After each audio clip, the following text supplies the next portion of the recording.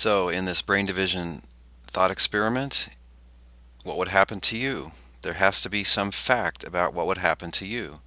Either this brain division and removal would cause you to cease to exist, that's one option, or you'd be the person that got the left half of the brain, that's another option, or you'd be the person that got the right half of the brain. It's got to be one of those three options. Now, we haven't actually done this experiment, we don't know which it would be. But Swinburne has a really interesting point. He says we could know everything there is to know about the brain and parts of the brain and what happened to the parts. We know which parts went to the left, which parts went into one body, which parts went into the other body, and we still wouldn't know what happened to you. So it looks like what happened to you isn't a matter of what happened to your physical parts. To know what happened to you, we have to know where your soul went. So this argument, he says, shows that you have an essential part, a non-physical part, a part without which you could not exist, your soul.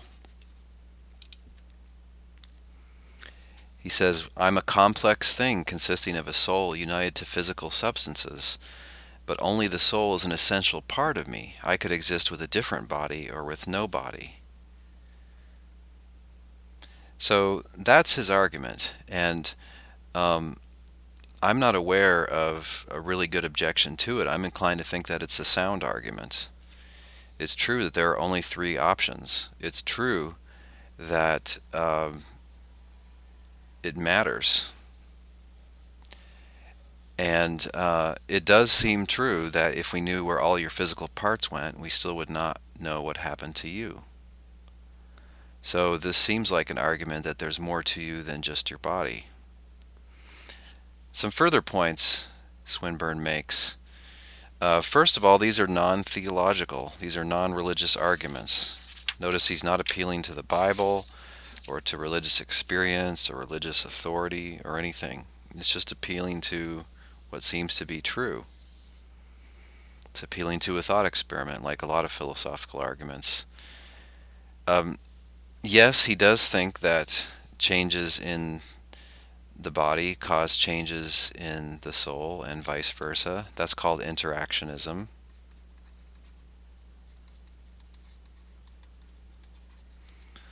So if we put a bunch of alcohol into your body, that will cause you to feel lightheaded and maybe make you have thoughts like you're the funniest person in the room.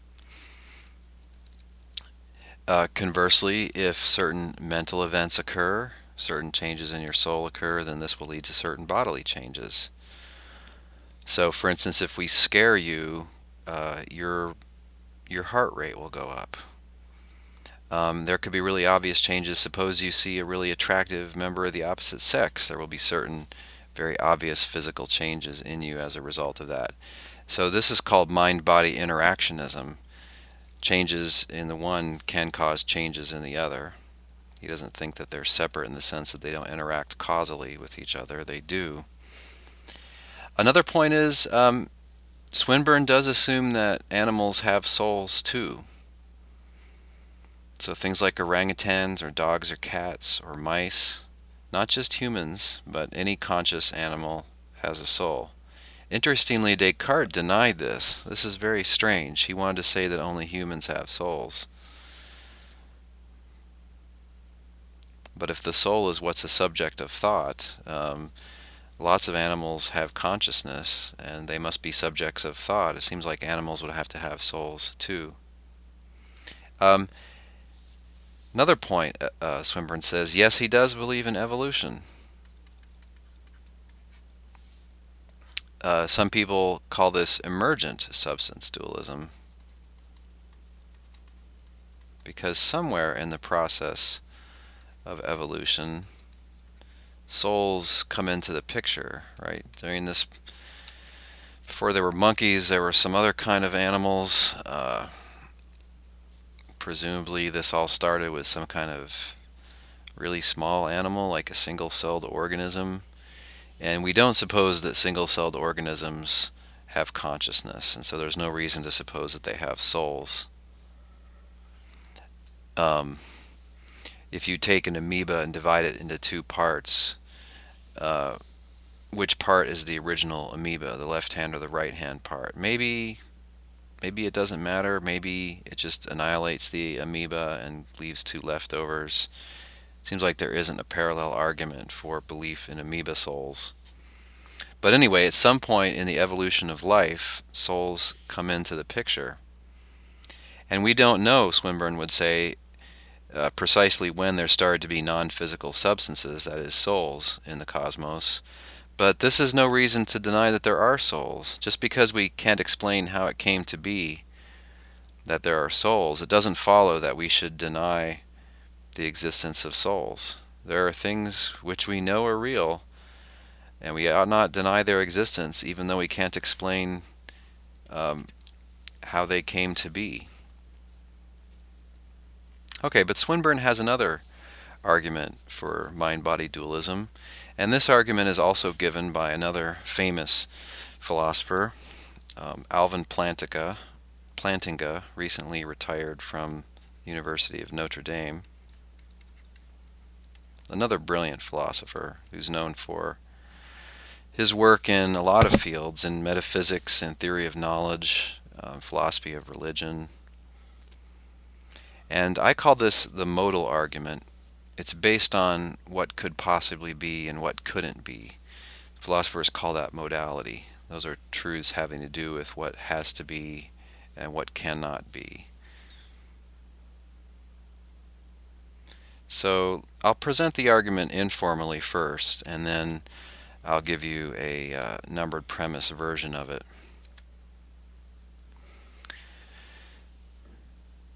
Suppose that you're in the habit of when you get out of the shower, you wrap the towel around yourself and you're admiring your glorious naked self in the mirror there, like this handsome man. And one day you're watching yourself as you dry off and admiring how good looking you are, and something very strange happens to you. Um, your legs disappear. You're like, what on earth? And below your butt, there's nothing. You're just hovering in midair, water's still dripping off you. And you say, where did my legs go? And moreover, why have I not fallen to the ground? But it gets worse. Then the rest of your body, except for your head, disappears. And you're like, what? And you're still there looking in the mirror, and now you can see the shower behind you that you couldn't see before. And you say, what's going on? This is weird. Now suppose that your head disappears, but you still exist. Maybe you can still see, maybe you can't, but you're still conscious, and you're thinking to yourself, what just happened? What? I was just getting out of the shower, and now it's all dark, and I seem to not have a body anymore. So Swinburne's argument is basically this. This thing that we just imagined doesn't seem contradictory, but if it's not contradictory, then dualism is true. If physicalism is true, it is contradictory, but it doesn't seem contradictory, so physicalism is false. Here's another kind of scenario that you've probably heard of. And myself, I've personally met, I don't know, 3, 4, 5 people who have had experiences like this. They get taken into the emergency room because of a heart attack or a drug overdose or something like that, or they die on the operating table. And they say that they remember being outside of their body. Um, their body is all completely down here, lying on the operating table, and they're up above their body looking down on their body. So people call these near-death experiences. Some near-death experiences, maybe this just is being briefly dead, but anyway, they call them near-death experiences. Also, some people talk about out-of-body experiences. Some people claim that in meditation or through drug use or from some other means, they're able to get outside of their body.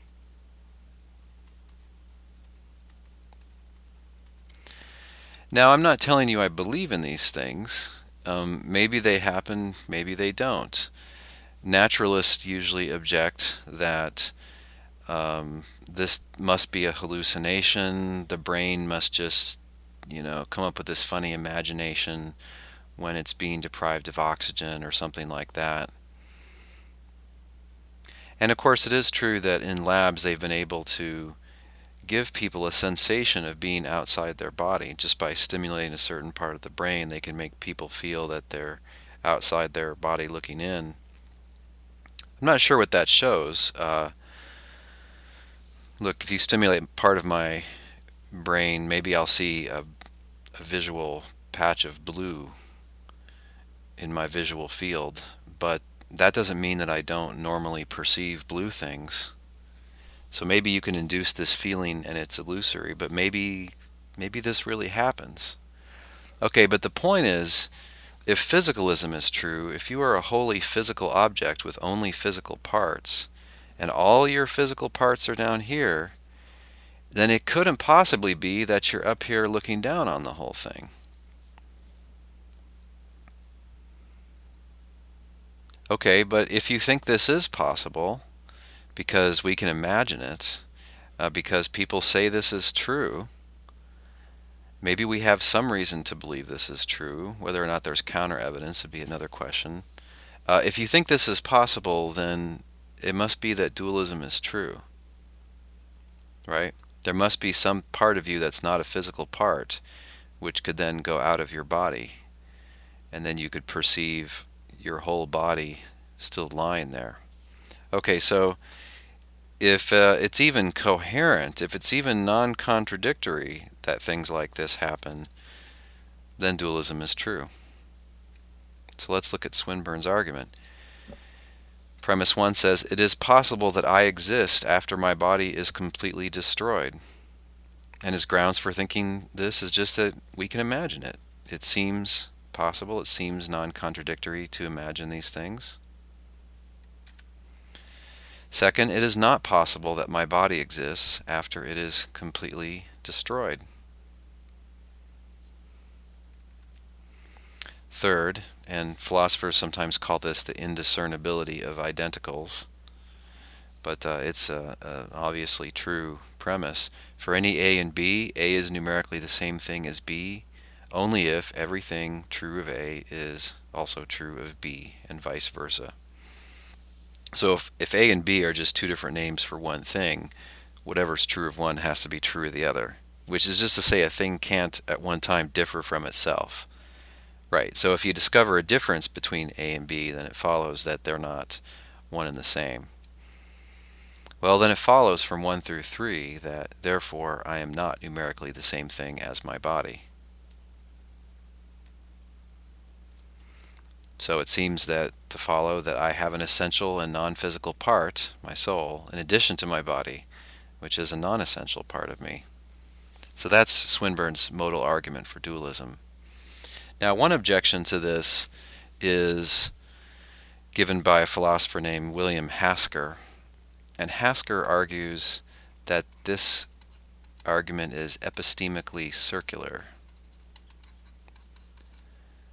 So it's circular, but not in a crude way. A crude circular argument has the conclusion as a premise.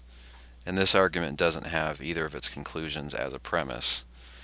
But Hasker says the only reason why a person would believe this is if they were already a dualist.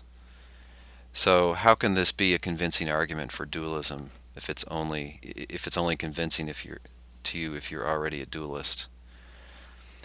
Swinburne, I think, properly answers this. It's not true that this argument can only convince someone that's already a dualist.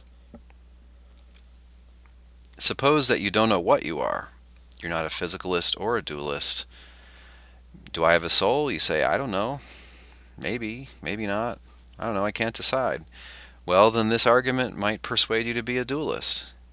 Because you might say, yes, it does seem possible to me that I can exist after my body is completely destroyed. And it's not possible that my body should last the destruction of my body, so I guess I'm not my body. There's another argument to this that's a little bit maybe more convincing, and the point of this is to cast doubt on premise 1. So the point of this next objection is that the argument is not cogent because we do not know that premise 1 is true. And the objection is that sometimes we can imagine what turns out to actually be contradictory. So even though we can imagine existing outside of or without a body, it doesn't follow that these scenarios are possible, that is, non-contradictory. So we don't have strong grounds to believe premise 1, the argument isn't cogent. Let me illustrate this point that sometimes we can imagine what turns out to be contradictory. Suppose you're really, really depressed and you want to commit suicide, but you don't want to commit suicide in the normal manner that most people do. You get a time machine and you're going to go back and kill your infant self. You want to make yourself to have never grown up. And so you get a gun, you get into a time machine, you go back 20 years or however many years it was, and look out, baby! You kill yourself in the crib. And then you say, well, that's great. Now I won't have to grow up. Now what should I do? Maybe I'll go check out what else is going on back in the year of my birth. Now you can imagine this. I mean, it's gruesome, but it's not fun to imagine, but you can imagine it, right? And yet it is contradictory. Because if you had been killed when you were a baby, you wouldn't have grown up to be a depressed emo teenager who now wants to kill him or herself. Right. So what we just imagined was that you grew up, and also that you never grew up. You never grew up. You died as an infant. Or again, we imagine that you didn't die as an infant, and yet also you did die as an infant, and that is contradictory. So I think it's true that sometimes we can imagine something which is contradictory, and maybe that's what's going on here with premise 1. But on the other hand, it seems possible, doesn't it? This could be a mistaken intuition, but if it seems possible, why shouldn't we think that it's possible? So my conclusion is this isn't a knockdown argument for dualism, but it's not known to be unsound. It might be sound, and maybe it's reasonable to accept it as sound. It is true, though, that we can't be 100% certain of premise 1, even though I think we can be completely certain of the other premises and that the argument is valid.